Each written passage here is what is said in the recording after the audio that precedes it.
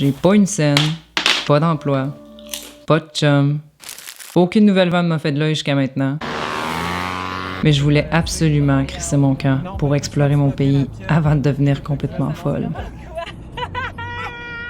Je vous présente donc ma partenaire de voyage Yolande, une middle-age Kia Soul 2012 beige avec un peu de rouille, mais je préfère dire couleur crème avec expérience. Ici, on a pas de panneau solaire, aucune toilette, 2 roues motrices, une cuisine fraîchement rénovée et protégée partiellement de la pluie, un air climatisé pour se penser bon, un pneu de secours en dessous de ce gros truc-là impossible à soulever, un cabanon sur le toit qui, je l'espère, ne détachera pas en route, et un Bluetooth en cas de besoin. Je rencontre quelques problèmes de connexion.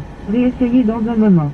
Une genre de capote en moustiquaire pour mettre par-dessus mes fenêtres et pouvoir les baisser tout en me cachant du monde et des moustiques. Une table de pique-nique pliable qui était à 200 km de chez moi parce que tout le monde fait une psychose de camping cette année. Des pare-soleils protégeant de la chaleur et des pervers pour mes fenêtres avant. Une Catalogne pour profiter de la plage et éviter de se rentrer des écharpes dans les mains. Des petites lumières Pinterest pour me sentir un peu moins dans un tombeau le soir. Un tripod à caméra pour voiture pour essayer de me filmer sans mourir. Des petits rideaux vintage que j'adore, mais aurait dû installer avec 2 épaisseurs de fil à pêche, et non une. Un poêle au propane qui s'allume avec un bouton pour ne pas chercher son briquet sans arrêt ou se brûler les sourcils par erreur. Une patente pour charger d'autres patentes. Un speaker à énergie solaire qui peut aussi charger d'autres patentes. Quelques magnifiques bacs qui rentrent à peine en dessous de mon lit, mais sont très utiles pour ma bouffe, ma vaisselle, puis les petites cochonneries qui traînent. Un matelas de camping super mince qui se gonfle de lui-même.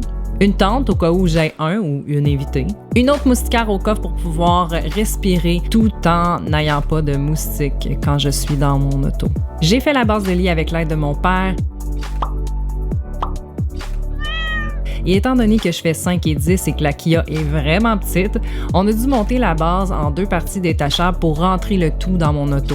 Mais aussi ajouter une extension pliable pour coucher l'autre moitié de mon corps le soir. Puis c'est le fun parce que le fait que ça soit pliable me permet de relever cette plateforme-là et de la mettre à l'arrière pour accueillir un ami sur la route. Je sais qu'il y a peut-être des gens qui ont le même véhicule que moi ou similaire puis qui aimeraient avoir les plans ou du moins les étapes, les matériaux à acheter, tout ça.